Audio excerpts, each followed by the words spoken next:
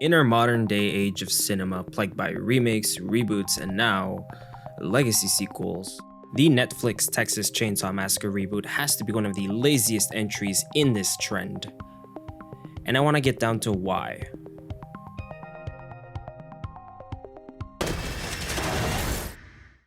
Quack. Try anything and you're canceled, bro.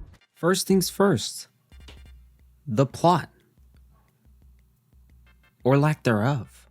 The movie's opening titles are in a very shitty impact font.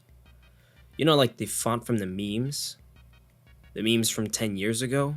Why? Like, are you fucking serious? We're barely 5 seconds in and you're already fucking disappointing me like this. The opening titles are an essential part of making a first impression on your audience, and you decide to go with impact?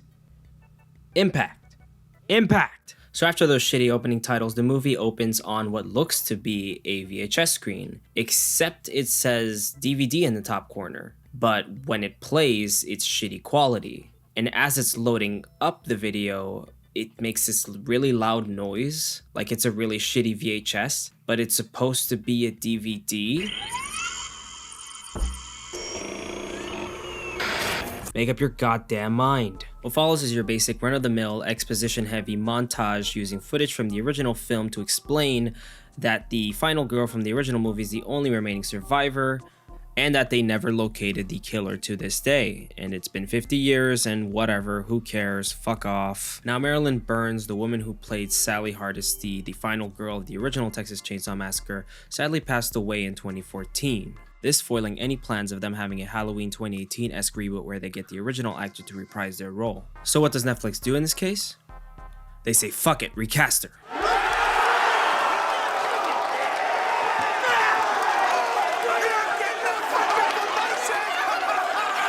The show goes on! So anyways, the movie continues and they decide to use this shitty picture morph effect to show the actress they used to replace Marilyn Burns. Spoke of the horrors she saw that day.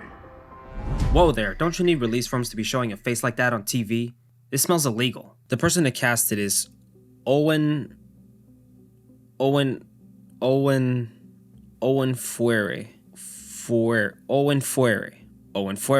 Quack. The only other film I've seen her in is 2018's Mandy, and I have to say she wasn't terrible in that one. Jeremiah says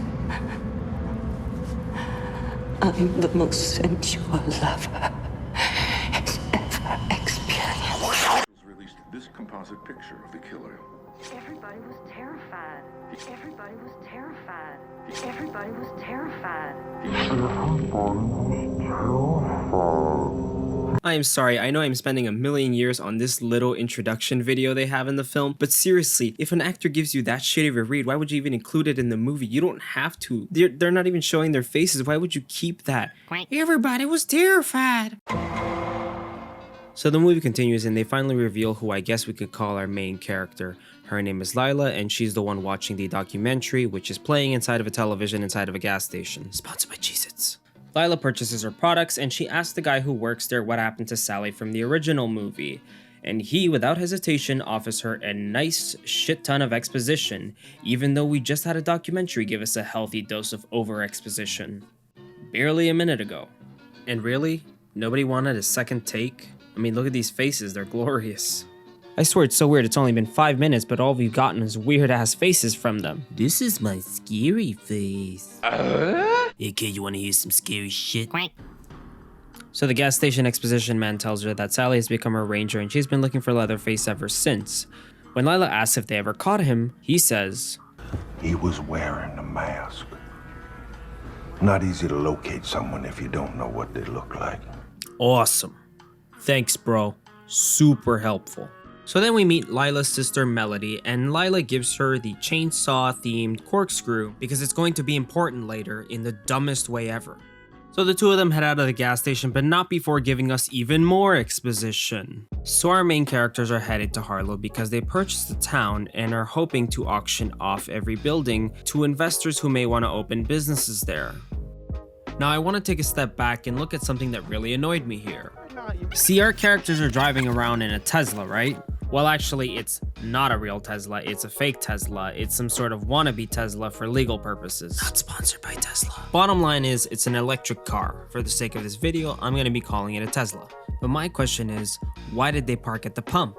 I was gonna ask why did they even park at a gas station, but we saw Lila buy food and we saw this guy make a phone call. But why did they park at the pump? There's a ton of space around. Are they just inconsiderate assholes? I swear to God, I am trying to move on from this opening scene, but there's just too many damn things bothering me about it.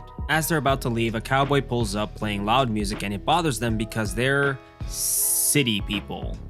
After the cowboy pulls up, Melody notices he's got a gun on his hip and it pisses her off for some reason. She goes, "Oh my god, what kind of a douchebag would carry a gun in public?" And then she basically makes this joke. Do you think maybe he's compensating for something? So naturally, the cowboy decides to retort. I mean, she came out of nowhere with that shit. So he replies with something like, "The gun is for feral hogs, because feral hogs are invading species and you gotta eradicate invading species, and it's basically a veiled threat. Who cares?" And that's when our characters decide to leave, but not before Melody delivers one more hard-ass diss. Sorry, big gun makes you uncomfortable. I've seen bigger.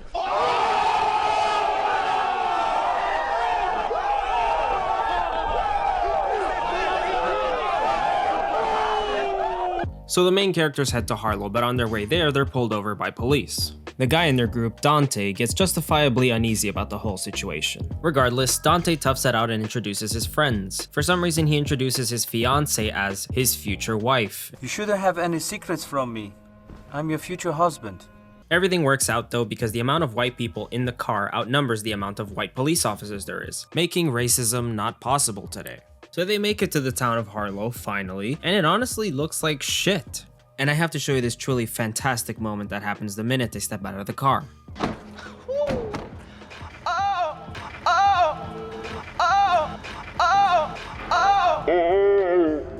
So in a twist straight out of a Darman movie, the cowboy from earlier ends up being their contractor. Don't y'all look fucking stupid right now. So while Melody decides to be a hater, the contractor guy tells him he doesn't care who's buying the place, as long as he's paid, he's good. So everything seems fine and dandy until the group stumbles upon a certain site.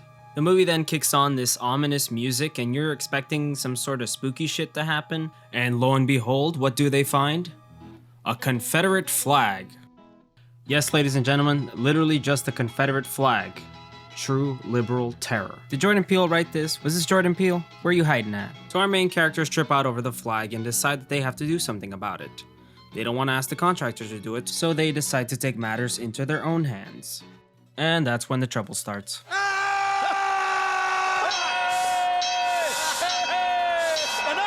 Dante and Melody walk into an abandoned orphanage. Both of them snoop around for a little bit and Dante tries to take down the flag. Dante fails at getting the flag down and then they get caught by this old lady who lives there. What are you doing in my swamp? Both of the characters are dumbfounded to see this old lady even here. She's supposed to be gone, they bought the whole town. So the old lady basically ignores them and invites them for a cool glass of iced tea. Melody and Dante have the sit down with the old lady and basically tell her that she has to leave. So Melody says something like, "You gotta leave because we bought this place and you should be gone." To which the old lady replies, "Well, that's not possible because I fixed my trouble with the bank and I'm good. I run this bitch. This is my home." So Melody calls her out and says, "Well, why don't you prove it? Show us a title or something." To which the old lady replies, "I don't gotta show you nothing." Which is kind of a stupid decision because if you do have the title, why not show it? Why not just pull that flex and just kick him out? But John, then the director wouldn't have any forced conflict to make the story happen. I know. I'm just saying. This is a load of barnacles. The lady notices they're uneasy about the flag and tells them that she's taken care of lots of children of color in the past. Except she doesn't say it that way, she actually just uses the word black in Spanish, and in the plural form. Dante gets annoyed and decides he's gonna go get the sheriff to kick her out. So he leaves and it causes the old lady to start having a fit. Melody stays behind as the old lady starts coughing and trying to explain herself. And that's when we finally get a glimpse of our boy.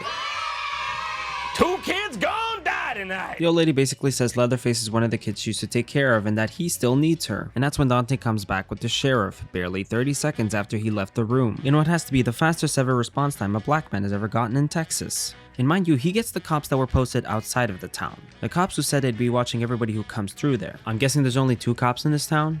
And they're super freaking fast? So the cops barge in, basically saying, "Damn it, lady, we're sick of your shit. We told you to leave weeks ago." And they drag her out of the house without asking any questions. And that's when the lady really starts tripping. She pukes on the floor, she starts having a seizure or some shit. She's like having a heart attack. Big Daddy Leatherface comes down the stairs, he swoops her up, and they get her into the sheriff's van so they can take her to the hospital. Meanwhile, the cowboy contractor man, who's finally taking down the Confederate flag, notices what's happening. So he was gonna take it down anyway?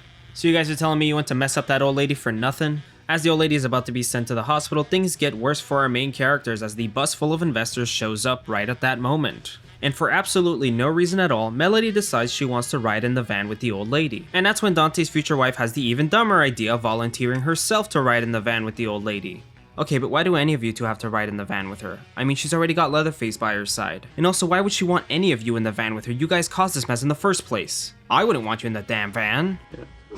Get him out of here. Get him out of here! Get the out of my room! Oh my god! Oh my god! As they take off, the cowboy gives Dante the flag he wanted so badly. And then they have this goofy shot of the flag on the ground, like it's supposed to mean something, but it doesn't make sense in the story because the characters just had a whole ordeal trying to get the flag down. Like, they're not even gonna throw it in the trash or anything, they're not gonna hide it from anybody, they're just gonna stay on the ground like that for anybody to find. We just had the last 5 minutes of this movie be about this fucking flag not being able to be out in public. Now you're just gonna forget about it like that? Tell me, what is the point of your stupid shot if all it does is tear at the logic of your stupid characters? Somebody to clean that up. Who? Who's gonna clean that up? The only guy who works for you just walked away from it. He just dropped it on the floor. You're supposed to clean it up. The investors are right fucking there. Aren't those the people you want to hide that from? Am I wrong? Was that not the goal here? To hide it from these people who are literally taking pictures right next to you. Nobody cleaned that. Suddenly, because it's convenient to the plot, Lila decides to be opposed to the whole situation. She says that everything that has happened so far has been like a bad omen and that they should turn back and go home. Which isn't the dumbest sentiment in this movie so far, but it does come right out of nowhere and it's just plain convenient. Like, it's very transparent. You can see the writers using it to get the characters to fight and separate. And the dialogue in that fight? Comedy gold, I tell you. If you move here, I'm moving back with Dad. No, you're not. I don't want to live here. Your whole idea is insane. You don't know what you want. Okay, and you do. I know that you need me and that you can't take care of yourself. Wait.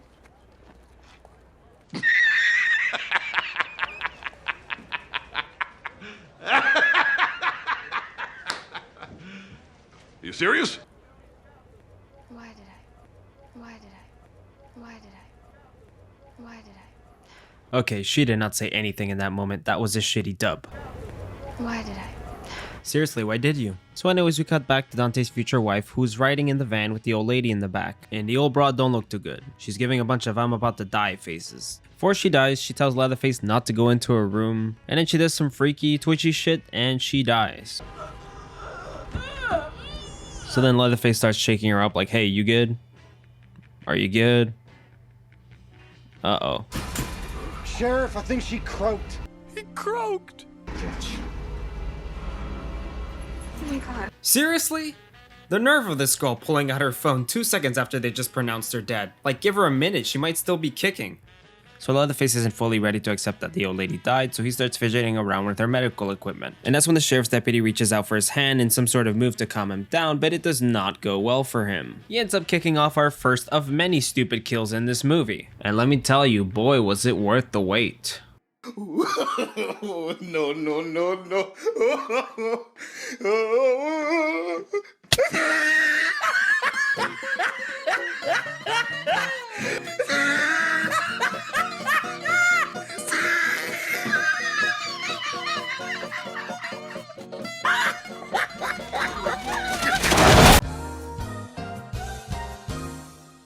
So we go back to Melody, who is being the lamest auctioneer in the history of auctioneers. I mean, just look at her. She can't sell for shit. No wonder nobody's buying anything here. It's really boring. Sold to Candace Brady of Brady's Brunch. Oh, I love brunch. That's great. I love brunch. Fuck you. At least pretend to be excited about what you're doing. Jesus Christ, Melody. It's called acting. As Melody continues with the auction, she notices Lila sneaking around in the background. So because Lila is a dumb, pointless character who only exists for the writers to get from point A to point B, she goes to talk to Richter, the cowboy contractor, for really no reason, honestly. She's just bored. The kids do that. They get bored. They talk to strangers. That's what happens. They get bored. Who cares? Fuck it. So Richter the cowboy is a little reserved when talking to Lila, but he soon warms up to her when she shows interest in his big black gun. We get the standard gun cliche dialogue. You know, the whole, have you ever used one of these before? Ever shot one before? Lila replies by saying she's actually been shot at before. Oh yeah, so by the way, I forgot to mention, Lila was in a school shooting and she survived and she got shot at when she was there. They mentioned this earlier in the film by showing you a shot where she's looking at posts about, don't school shoot people or whatever. Don't go do school shootings. But the posts were really terrible and it was really like a one-note moment, so I didn't feature it earlier in the review, but I guess it's important now. Seriously, it just comes off as this disingenuous attempt at giving this character depth, and it doesn't land its mark. It's just random and there for no reason, honestly. Meanwhile, Melody goes into the bus to check her phone. She finds the text that Dante's future wife sent right before they crashed. Bruh. I know there isn't a lot of ways to break this news through text, but something about the old lady just died feels unnatural, and I'll tell you why. It's because the text shouldn't exist in the first place. It's only being used by the writers because they need a way of getting this information to these characters so that they can start fighting amongst each other. That's why it felt so weird when she sent the text the minute the old lady died. And it's because they needed the action to start going, but they were also desperate to get the plot moving with these characters. And of course, the text does exactly what I said it would do. It causes conflict between Melody and Dante. So Melody wants to leave now, so she goes to find Lila, who is still at Richter's place. And that's when we get this weird scene. Where's my sister?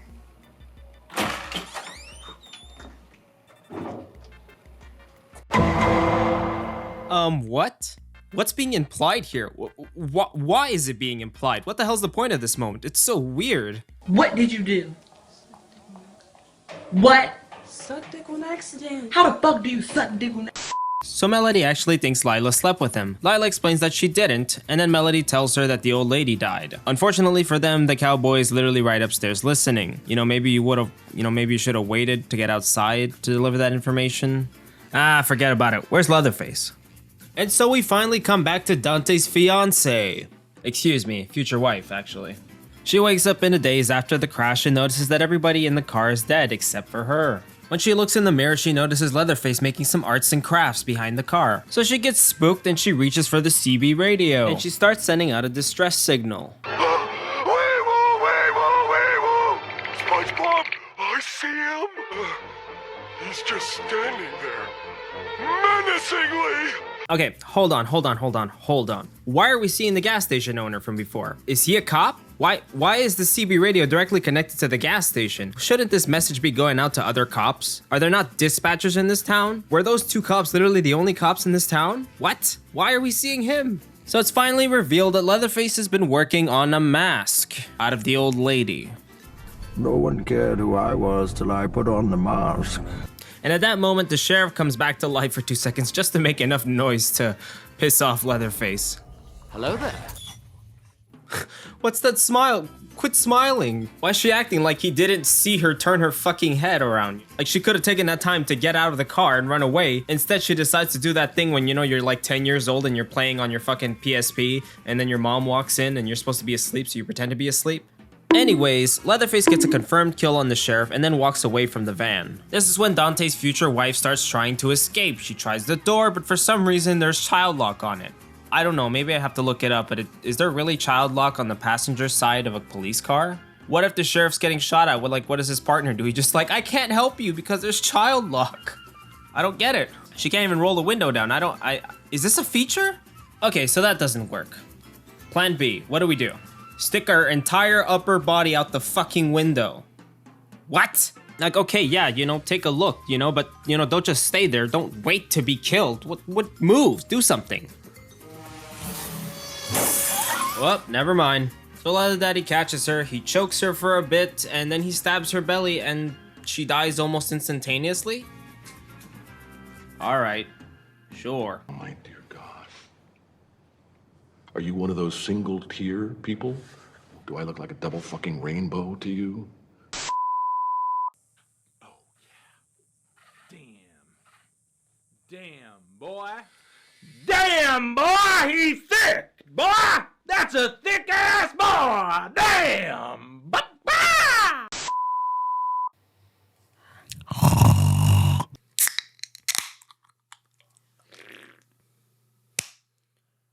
Fucking great. Now my battery's running out. This is bullshit. Hello, here is my face. Yes, this is me. This is the John that was, reviewing what you were watching. You can see I also have a, Texas Chainsaw shirt on to rep. I'm gonna be very bad at this at first because I'm starting out and I'm not very I'm kind of camera shy at first, but I'm trying to get more open to the idea. And this is also my voice. I have to switch my voice because it doesn't sound funny when I do my reviews in this regular tone. So I have to go I have to bring my tone up like this and I have to speak in this way because it sounds better. I do plan on showing my face a lot more. I was just very busy for this one, so I'm kind of just making the sign off and I can't really show my face throughout the video because it would have been way too long. It would have been a lot of stuff. So I did want to get something out much quicker. Maybe there'll be some face stuff in part 2. I'm not sure. We'll see. Sponsored by Cellar Talk. There will be a part 2 for Texas Chainsaw Massacre. It is a horrible movie and I didn't expect to reach 20 minutes in just the first half of the movie, but I did. And I've been very busy, so that is why it's going to be a 2-parter instead. Hopefully not a 3-parter, but I think it's going to be a 2-parter. And so that's why. And I wanted to thank everybody for watching, and this is something that I'm going to start doing. It's not all going to be bashing on bad films. I think I'm going to do some stuff where it's more like appreciation for films. I'm also going to do maybe some top 10 lists, maybe some essays on some stuff, maybe some actual stuff. I also happen to be a filmmaker. If you're somebody new or not a friend, somebody just who stumbled onto this, thank you for watching and thank you for getting this far. I appreciate you. I also make films. I have a channel. I make films with my friends. We have a channel. It's called Dead Time. One of the things you're going to notice is that as you go down into older films, they start looking more and more like shit. And this is because I didn't know what I was doing at first. Now I know a little more what I was doing. This fucking fan just went off. I didn't know what I was doing when I started out making films. Now I know a little more. I still have a lot to learn. But yeah, so check them out. Go. I'll hate on the films you like or don't like, and you can go hate on my films if you want or like them. That's another thing. So I have an Instagram, I have a letterbox. They're all going to be in the description. I'm working on a Twitter, but I'm an old person mentally, and it's not easy for me to adapt to all these new social media networks. It's not easy. But yeah, stay tuned for this channel, and also stay tuned for Dead Time's channel, because we do have a lot of upcoming films as well. We're working on stuff. I swear it's coming. We're just working on it a lot. It's a lot. It's been a long time coming, but things are coming. Things are coming. But yes, stay tuned. There will be more. That was a perfect fucking cue. Look at that. My light went off. That was good. That was funny. Ooh. Night.